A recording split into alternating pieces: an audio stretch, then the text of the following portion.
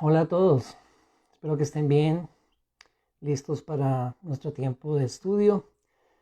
Yo siempre agradecido de que ustedes puedan apartar el tiempo y la voluntad, el deseo que el Señor coloca en nuestros corazones de estudiar las Escrituras. Entonces estamos, acuérdense, en la serie que hemos llamado Estad Firmes, y esa serie la estamos haciendo basados en un texto de las Escrituras que está en Efesios capítulo 6, del versículo 10 al versículo 20. Y lo que queremos hacer en todas estas semanas es estudiar ese texto, aprender juntos, indagar, profundizar, pero también queremos cuestionar muchas de las cosas que se enseñan hoy en día y desde hace mucho tiempo, basados en este texto, de lo que se conoce como la guerra espiritual. Y queremos cuestionar muchas de esas enseñanzas y mirar qué tan bíblicas son. También dijimos que para poder estudiar el pasaje, para poder hacer una sana interpretación, jamás podemos hacer lo que muchos tristemente hacen, y es tomar este pasaje y sacarlo del libro y del Nuevo Testamento y de la Biblia y tomar algunos versículos sueltos y hacer interpretaciones con base muchas veces en la imaginación. Para hacer una sana interpretación tenemos que interpretarlo y estudiarlo a la luz de su contexto, del libro donde está, de la carta que fue escrita, y por supuesto a la luz del Nuevo Testamento y de toda la Biblia. Entonces eso es lo que estamos haciendo. También dijimos en la ocasión anterior, la semana pasada, que necesitábamos conocer la carta y adentrarnos un poquito más en lo que fue esa carta que Pablo escribió a esta iglesia en la ciudad de Éfeso. Y entonces vimos los temas principales de la carta y también vimos algunos principios teológicos que son muy importantes, que están aplicados en la carta y que son muy importantes para nuestra interpretación y nuestro entendimiento de este texto de Efesios 6. Déjenme hacer un pequeño resumen, y este resumen lo voy a colocar también aquí en la página para que lo puedan ustedes tener. Pero esta sería como una forma, no la única, pero una forma de resumir el contenido, como esa línea de pensamiento de esta carta de Pablo a los Efesios. Bendito sea Dios en toda su majestad por su plan perfecto de redención en Cristo, en quien tenemos todas las bendiciones espirituales recibidas por gracia y no por obras.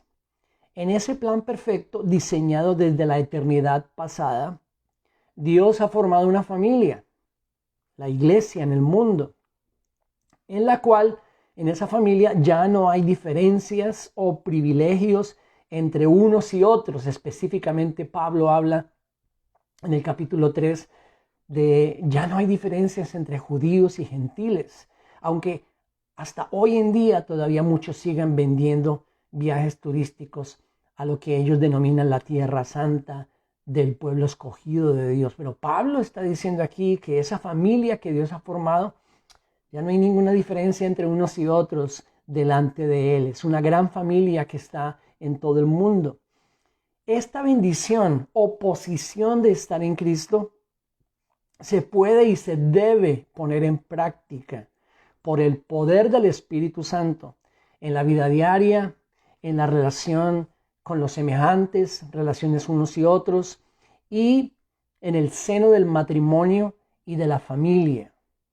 Dios le ha dado una misión a su iglesia, y mientras avanza a completarla o hacia completarla, debe permanecer en la posición de victoria que Cristo le ha dado, por cuanto el mundo en el que vive la iglesia está por designio de Dios bajo la influencia del maligno y de sus huestes. Y ese sería como un resumen de la línea de pensamiento de la carta desde el capítulo 1, donde Pablo comienza a hablar de todas las bendiciones espirituales que tenemos en Cristo, hasta el capítulo 6, donde terminamos hablando de esto, de este conflicto, de esa guerra del capítulo 6, versículo 10 en adelante.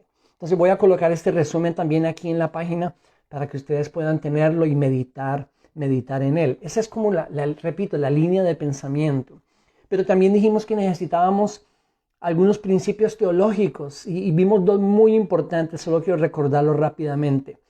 Para acercarnos a la carta, para acercarnos al texto, necesitamos esa línea de pensamiento y también necesitamos cosas como estas. El primer principio teológico, la soberanía de Dios.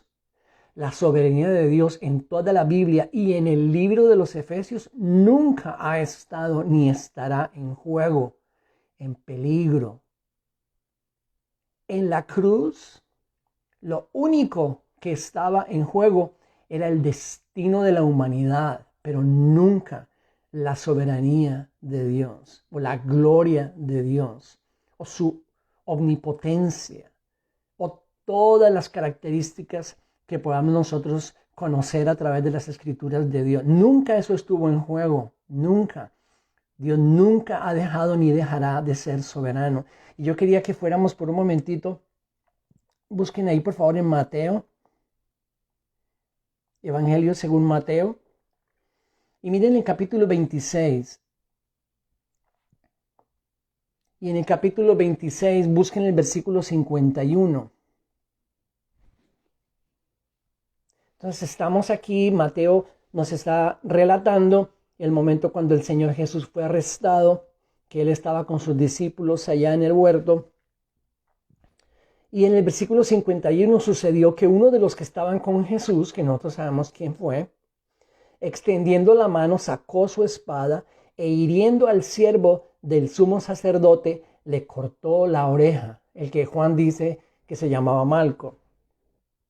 Versículo 52, cuando sucedió eso, entonces Jesús le dijo, vuelve tu espada a su sitio, porque todos los que tomen la espada, a espada perecerán.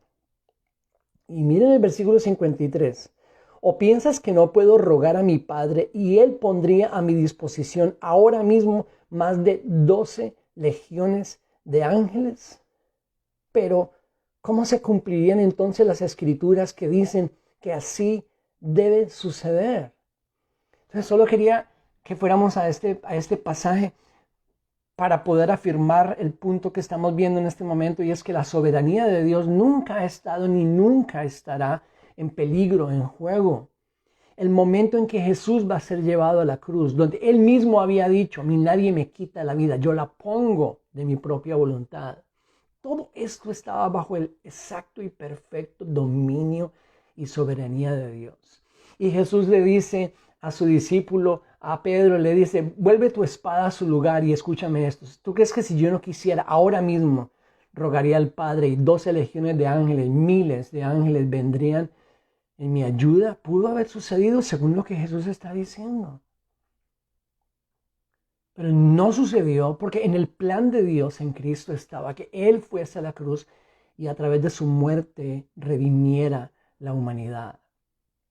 La soberanía de Dios nunca ha estado ni estará en juego. Y eso es muy importante cuando vamos a interpretar las verdades que encontramos en la carta de Pablo a los Efesios.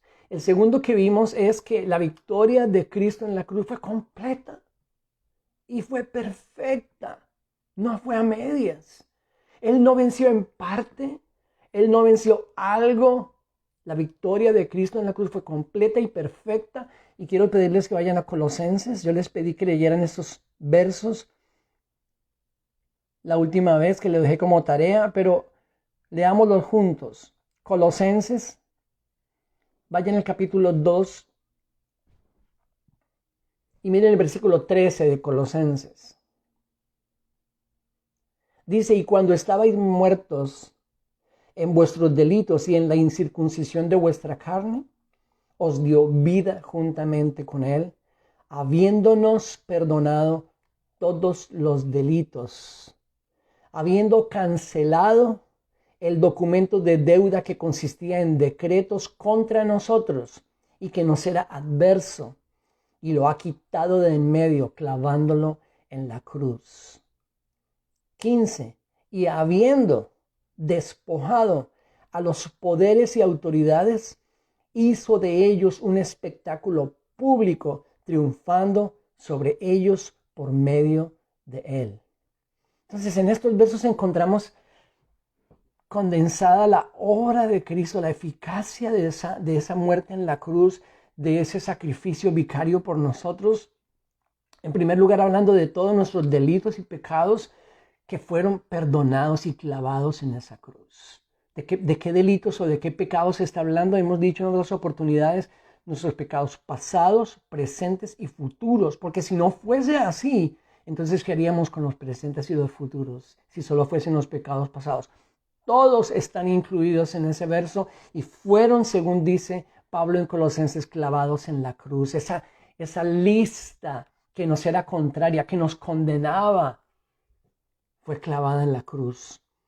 Y luego en el 15, hablándonos de todos esos principados y potestades y esas huestes de las que hablaremos más en la próxima oportunidad, el versículo 15 muy claramente dice que Él los venció, los despojó a los poderes y a las autoridades. No es futuro, no es algo que vaya a ocurrir, no es algo que esté ocurriendo. Él lo hizo, habiendo despojado a los poderes y a las autoridades, hizo de ellos un espectáculo público, triunfando sobre ellos por medio de Él. La victoria de Cristo en la cruz fue completa y perfecta. ¿Vemos nosotros hoy en día todo en plenitud? No, pero vamos a verlo.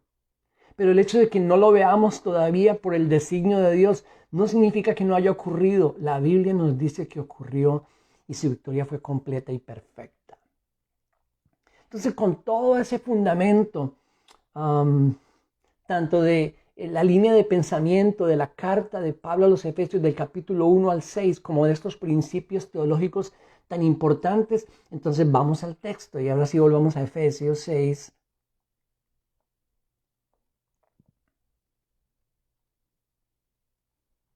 Versículo 10, que lo hemos leído varias veces. Espero que hayan hecho la tarea y si no la han hecho, por favor háganla.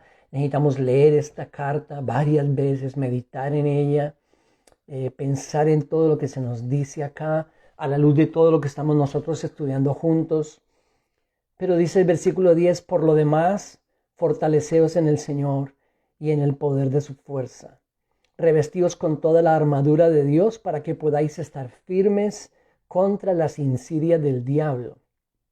Porque nuestra lucha no es contra sangre y carne, sino contra principados, contra potestades, contra los poderes de este mundo de tinieblas, contra las huestes espirituales de maldad en las regiones celestiales. Por tanto, tomad toda la armadura de Dios para que podáis resistir en el día malo y habiéndolo hecho todo, estar firmes. Estad pues firmes, ceñida vuestra cintura con la verdad, revestidos con la coraza de la justicia y calzados los pies con el apresto del evangelio de la paz. En todo, tomando el escudo de la fe, con el que podréis apagar todos los dardos encendidos del maligno. Tomad también el yelmo de la salvación y la espada del Espíritu, que es la palabra de Dios. Con toda oración y súplica, orad en todo tiempo en el Espíritu, y así velad con toda perseverancia y súplica por todos los santos. Y orad por mí, para que me sea dada palabra al abrir mi boca, a fin de dar a conocer sin temor el misterio del Evangelio, por el cual soy embajador en cadenas, que al proclamar lo hable con denuedo, como debo hablar. Entonces vamos al versículo 10.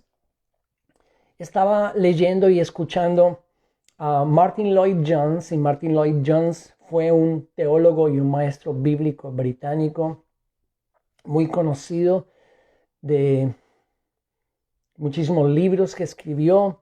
Fue pastor de la iglesia Westminster en Inglaterra, en Londres, y murió en 1981, se fue con el Señor.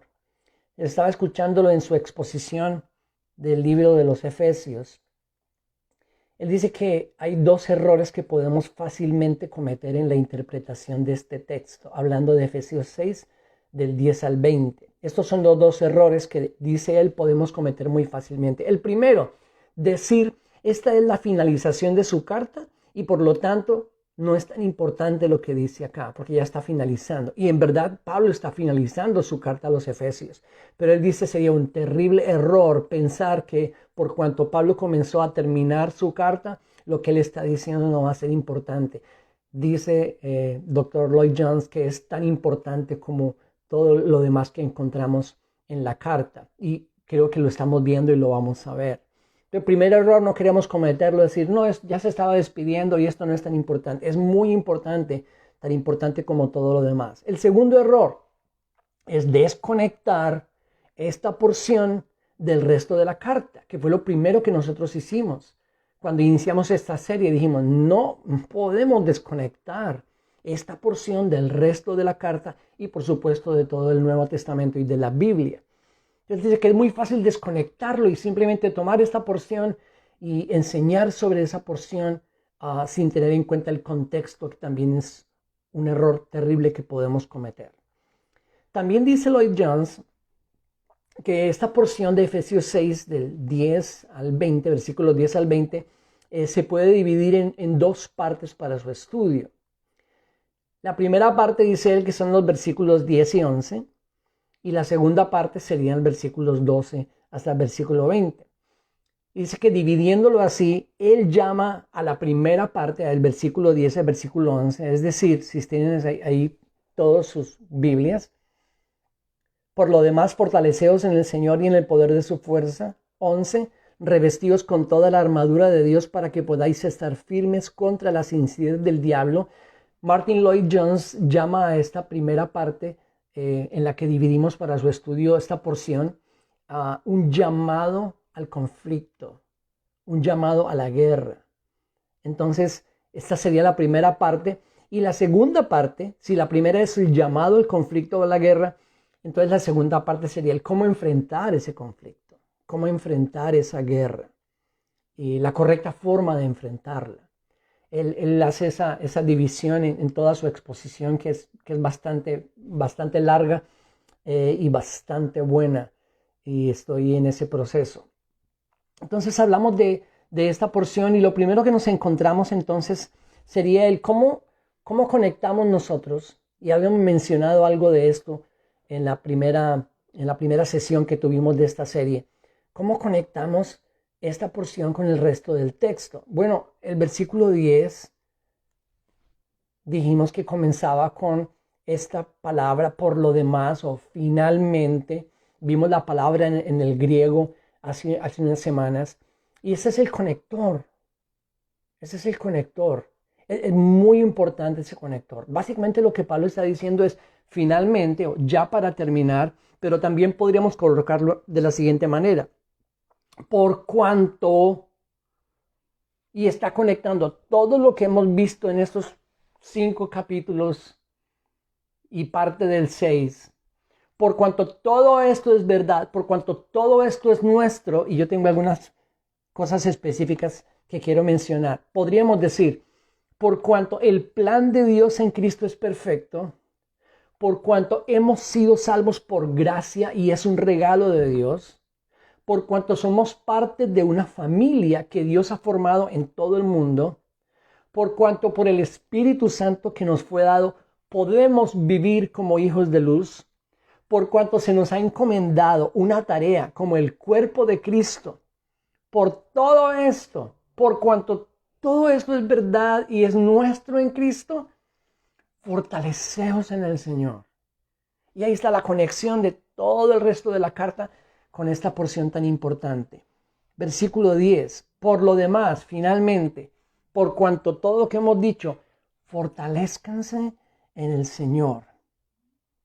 Fortaleceos en el Señor y en el poder de su fuerza. Hay 3 preguntas que yo quiero que le hagamos al texto y que nos ayuden a encaminarnos desde la perspectiva de las que queremos ver o desde donde queremos ver la explicación, el contenido, el significado de lo que Pablo está diciendo aquí. Entonces, las 3 preguntas, ¿cuáles son? Estoy hablando de 3 preguntas que le vamos a hacer a este verso. Fortaleceos en el Señor y en el poder de su fuerza. La primera, ¿qué quiere decir Pablo con esa exhortación? ¿Qué quiere decir? ¿Qué significa eso? La segunda, ¿cómo podemos hacerlo? ¿Cómo podemos nosotros hacer eso de lo que él está hablando? ¿Cómo podemos fortalecernos en el Señor? Y la tercera, perdón, invirtamos el orden. La segunda sería ¿por qué debemos hacerlo? Y la tercera, ¿cómo lo hacemos? Entonces, déjenme repetir esa pregunta. La primera, ¿qué quiere decir? Fortaleceos en el Señor y en el poder de su fuerza. ¿Qué significa eso? ¿En qué estaba pensando? La segunda, ¿por qué debemos hacerlo? ¿Por qué debemos fortalecernos en el Señor como Él lo está pidiendo y exhortando? Y la tercera, ¿cómo lo hacemos?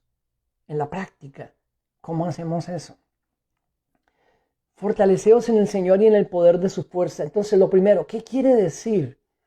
¿Qué quiere decir con fortalezcanse en el Señor? ¿Está hablando de que debemos usar algún lenguaje específico o frases específicas? Como tantas que mucha gente tantas veces ha tomado, diciendo tales palabras, suceden ciertas cosas. Debemos usar un lenguaje específico.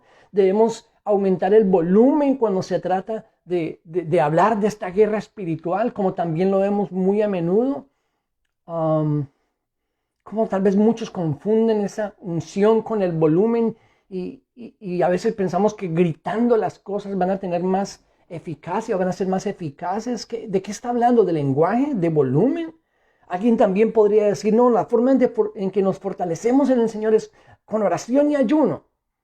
Y aunque por supuesto estamos de acuerdo con esas formas y con esas disciplinas espirituales como la oración y el ayuno, ¿de qué está hablando él aquí? ¿Qué significa ese fortalecerse en el Señor? La palabra que se usa ahí es la palabra endunamao o endunamó, la palabra griega.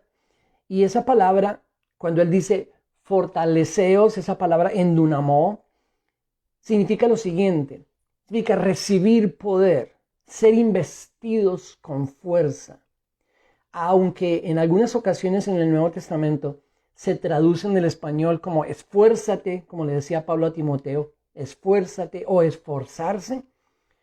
Los diccionarios definen esta palabra como recibir poder o recibir fuerza. Y la palabra endunamao o endunamao está obviamente relacionada con otra palabra muy conocida entre nosotros, es dunamis, que es usada varias veces en el Nuevo Testamento. Pablo la usaba mucho. ¿Dónde se usa dunamis? Por ejemplo, en Hechos 1:8.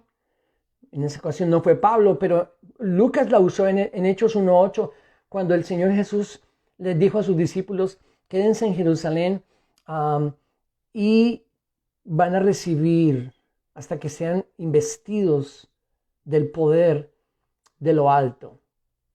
Y entonces me van a ser testigos. Ese poder que se usa en ese versículo de Hechos 1:8 es la palabra dunamis, que está de la misma familia de esta endunamó. Entonces estamos hablando obviamente del poder de Dios, del poder del Señor, que por el Espíritu Santo nos es dado.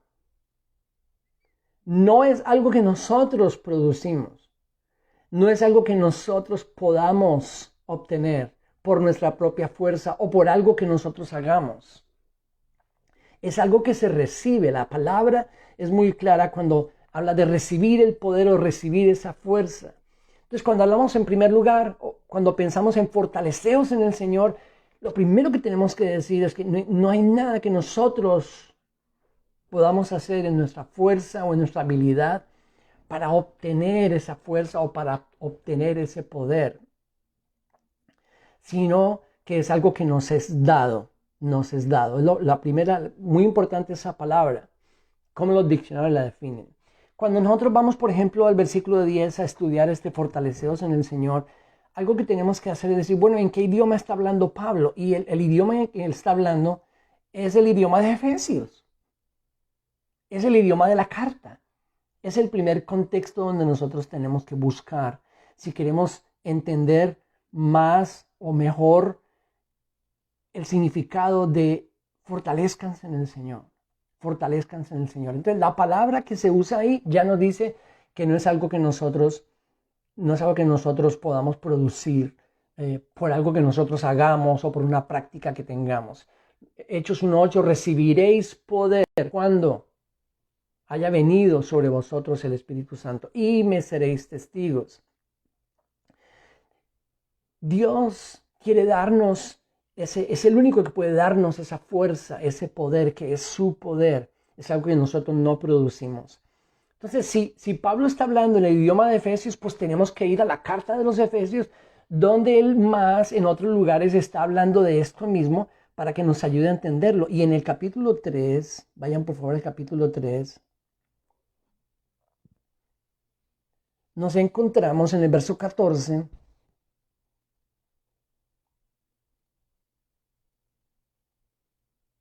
Dice, por esta causa, estoy en 3:14, por esta causa pues doblo mis rodillas ante el Padre de nuestro Señor Jesucristo, de quien recibe nombre toda familia en el cielo y en la tierra, que os conceda, conforme a las riquezas de su gloria, ser fortalecidos, ahí está, con poder por su espíritu en el hombre interior.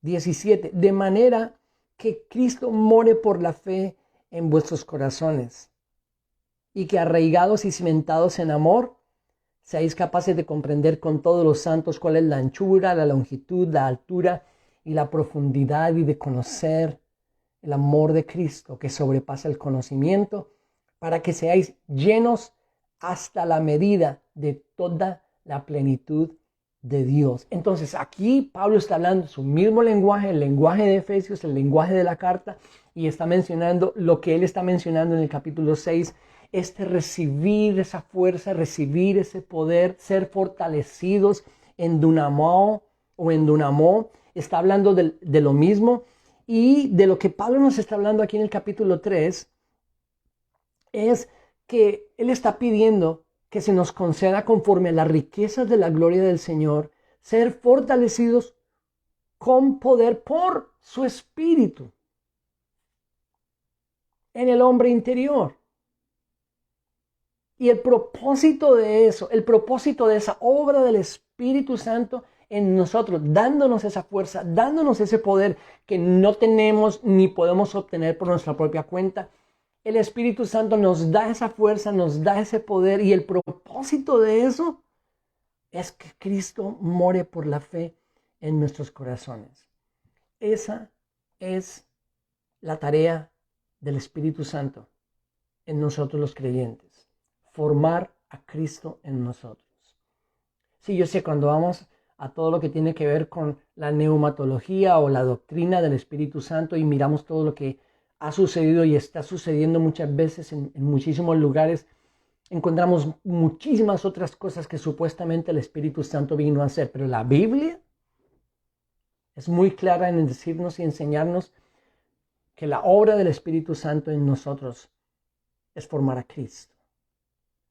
Entonces, cuando en el capítulo 6 nos encontramos a Pablo en el versículo 10 diciendo, finalmente, fortaleceos en el Señor, ya sabemos de lo que él está hablando. Está hablando de la obra del Espíritu Santo en nuestras vidas, dándonos esa fuerza, dándonos ese poder, revistiéndonos de esa fuerza con el propósito de que Cristo more por la fe en nuestros corazones, en nuestro hombre interior. Oh, ya sé de qué está hablando. Entonces, comenzamos preguntándonos, ¿qué quiere decir? ¿Está hablando del lenguaje, del volumen? No, está hablando de la obra del Espíritu Santo en cada uno de nosotros, formando a Cristo. Y parte de esa obra y de ese proceso es darnos esa fuerza y ese poder que nosotros no tenemos. Muy claramente Pablo en Efesios, capítulo 3, capítulo 4, muy claramente establece que sin la ayuda, sin la obra del Espíritu Santo, es imposible vivir como un hijo de luz. Es imposible poner en práctica toda la doctrina de los primeros 3 capítulos. Entonces, la obra del Espíritu Santo en nosotros, fortalecerse en el Señor, significa crecer en conocer y creer lo que la Escritura nos dice respecto a la obra del Espíritu Santo en nuestras vidas. Permítame repetirlo: fortalecerse en el Señor, Efesios 6:10, significa creer y crecer en conocimiento y en fe lo que la Escritura nos dice respecto a la obra del Espíritu Santo en nuestras vidas, obra que el Espíritu Santo está haciendo en todos aquellos que estamos en Cristo. Fortalezcanse en el Señor. Fortalezcanse en el Señor. Crean lo que la Biblia les enseña. Crean lo que las Escrituras dicen. Crean en esa obra del Espíritu Santo que fue enviado para fortalecernos, para darnos esa fuerza y ese poder. Aparte dice, fortaleceos en el Señor. Y para mí simplemente enfatizando y recalcando el que eso no viene de nosotros. No hay forma, no hay nada en nosotros que pueda ayudarnos a enfrentar nuestros enemigos. Nada. Capítulo 6, versículo 10 al 20, va a hablar de enemigos, va a hablar del ejército, de oscuridad, y va a hablar de ese conflicto. Y hay algo en nosotros que nos capacite para enfrentar a nuestros enemigos. Lo único es la obra del Espíritu Santo. Pero en nosotros, como humanos, en nosotros mismos, de nuestra propia fuerza, no hay nada que pueda ayudarnos a enfrentar esos enemigos. En el capítulo 2, Pablo dice que nosotros estábamos muertos en nuestros delitos y pecados. Por un momento, vayan ahí, Efesios 2, ya que lo tienen ahí cerquita. Miren el verso 1. Él os dio vida a vosotros cuando estabais muertos en delitos y pecados, en los cuales anduvisteis en otro tiempo según la corriente de este mundo. Escuchen. Conforme al príncipe de la potestad del aire. Oh, ahí está, que aparece en el 6. Un momentito, aquí está una vez más. Y miren la desventaja tan grande que nosotros teníamos. Porque estábamos muertos. No había nada que pudiéramos hacer. Y anduvimos en otro tiempo según la corriente del mundo y del príncipe de la potestad del aire, el espíritu que ahora opera en los hijos de desobediencia, entre los cuales también todos nosotros en otro tiempo vivíamos en las pasiones de nuestra carne, satisfaciendo los deseos de la carne y de la mente, y éramos por naturaleza hijos de ira, lo mismo que los demás. No hay nada en nosotros que pueda ayudarnos a enfrentar a nuestros enemigos, y por eso versículo 10, volviendo a Efesios 6, fortalézcanse en el Señor. Yo no sé de dónde muchos tristemente hoy en día sacan la idea de estamos aquí para enfrentar estas potestades. ¿Y dónde están? Y es como si se arremangaran en el púlpito. ¿Dónde están? Vamos a desafiar a todos estos principados y potestades. Ni siquiera en Judas capítulo 1 versículo 9 el arcángel Miguel se atrevió a proferir juicio contra este ser de oscuridad, Satanás. Realmente la Biblia nunca en el Nuevo Testamento nos manda a desafiar o a enfrentar en nuestra propia fuerza a estos seres. Es más, yo creo que ni nos imaginamos, porque conocemos muy poco de ese mundo espiritual. Y también ni siquiera nos imaginamos cuán grandes o fuertes esos seres pueden ser comparados con nosotros, humanos, débiles, caídos. Y por eso Pablo muy claramente dice, fortalézcanse en el Señor. Permitan que Dios, por su Espíritu Santo, los llene de esa fuerza y de ese poder que es suyo, no nuestro. Es de Él, es su poder. ¿Qué quiere decir? Segunda pregunta, ¿cómo lo hacemos? ¿Cómo lo hacemos? Versículo 11. Revestíos con toda la armadura de Dios para que podáis estar firmes contra las insidias del diablo.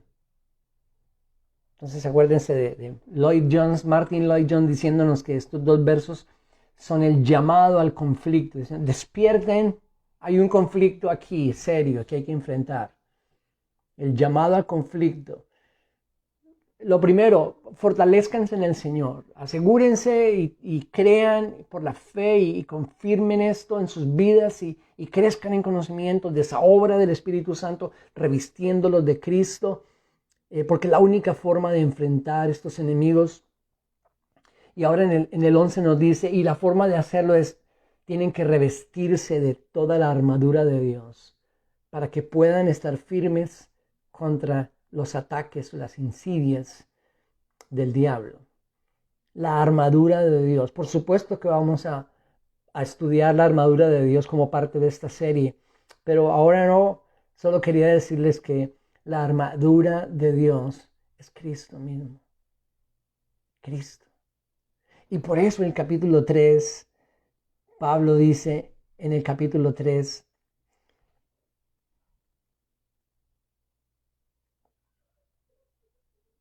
conforme al propósito eterno que llevó a cabo en Cristo Jesús nuestro Señor.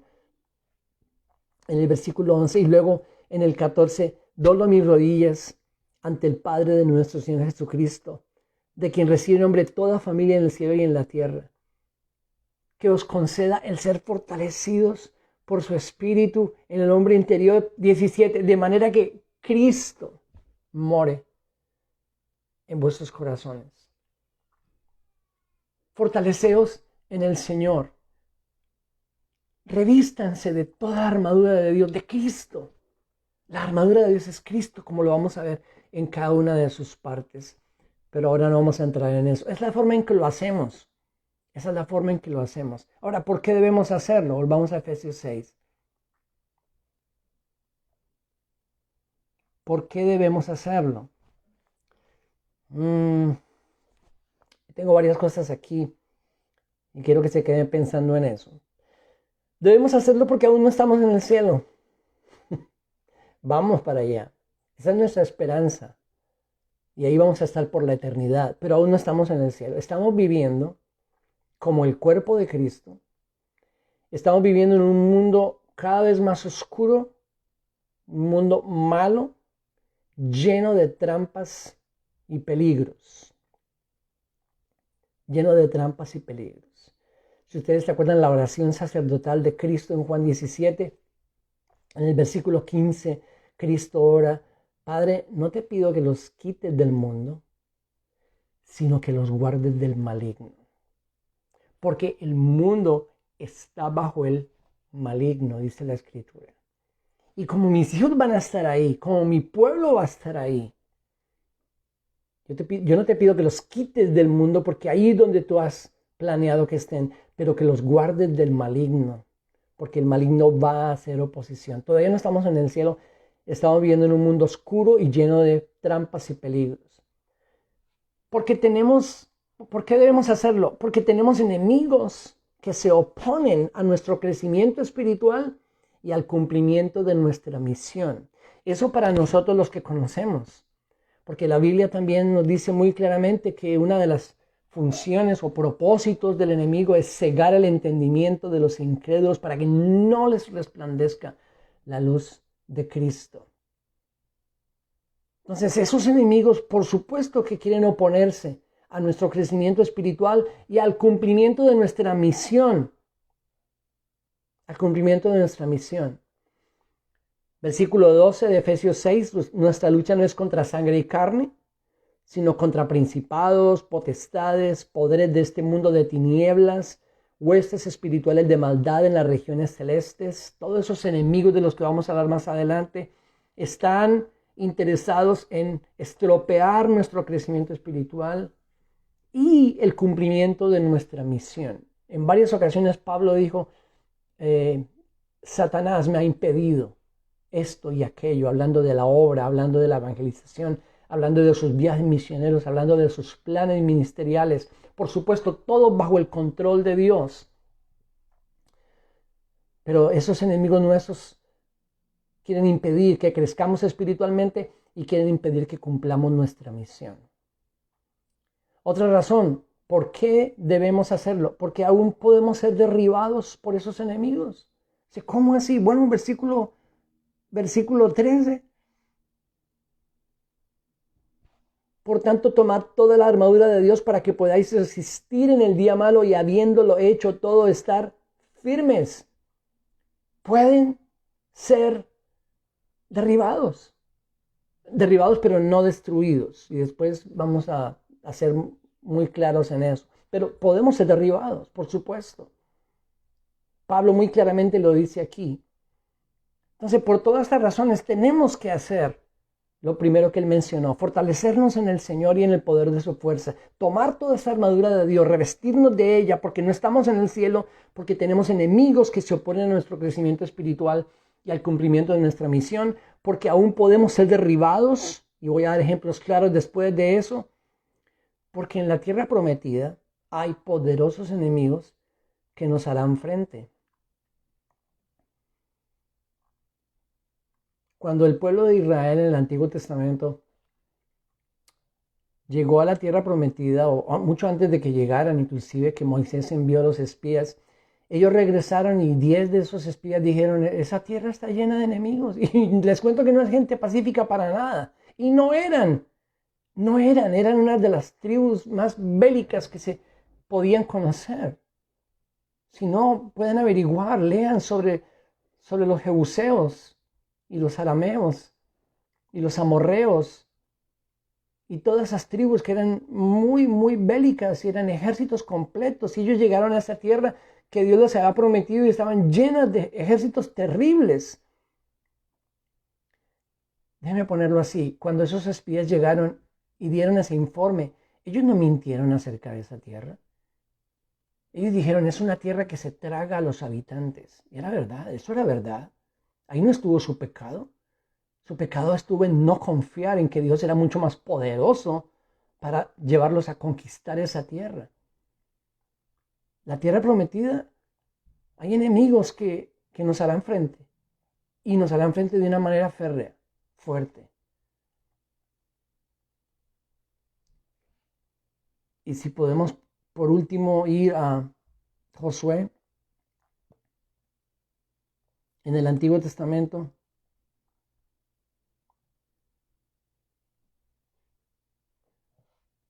Vayan a Josué capítulo 5.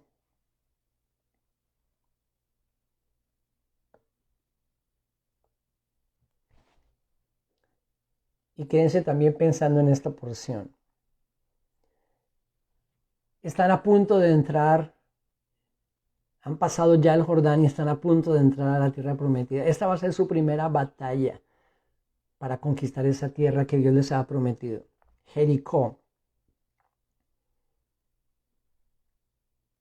Y en el versículo 13 de Josué capítulo 5 dice, sucedió que cuando Josué estaba cerca de Jericó, levantó los ojos y miró, y he aquí un hombre estaba frente a él con una espada desenvainada en la mano.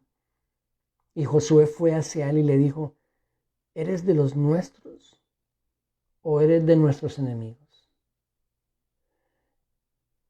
Yo siempre he pensado que cuando Josué vio ese hombre, ese personaje, yo creo que era tan absolutamente fuera de toda imaginación, era tan absolutamente grande, poderoso, impactante, que miren la pregunta que Josué le hace, dice, ¿eres de los nuestros o eres de nuestros enemigos? Y yo siempre he pensado, él dijo, porque si eres de nuestros enemigos, no hay nada que podamos hacer. Versículo 14, él respondió, no, más bien yo vengo ahora como capitán del ejército del Señor. Y Josué se postró en tierra, le hizo reverencia y dijo, ¿qué dice mi señor a su siervo?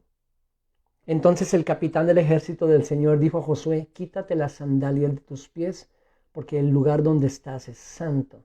Y así lo hizo Josué. ¿Quién es este personaje? ¿Quién es este hombre que estaba frente a él con una espada desenvainada en la mano? Es Cristo. Es Cristo. Miren, recibe adoración. Recibe la exaltación de Josué. Quítate las sandalias de tus pies porque el lugar donde estás es santo. ¿Se acuerdan de alguien al que se le dijo lo mismo? Cristo está con nosotros en esta guerra. Pero los enemigos son fuertes y hay una guerra que enfrentar. Y la próxima ocasión hablaremos de esa guerra y del enemigo, que queremos entender más cómo se da ese conflicto, cómo se pelea esa guerra y contra el enemigo con el que nosotros luchamos. Bien, eso va a suceder hasta dentro de 2 semanas, porque la próxima semana vamos a estar el 23 miércoles en la noche a las 8 igual, hablando sobre Navidad. Y luego la semana siguiente, el 30, también el miércoles, hablando sobre el próximo año y este que está terminando, etcétera.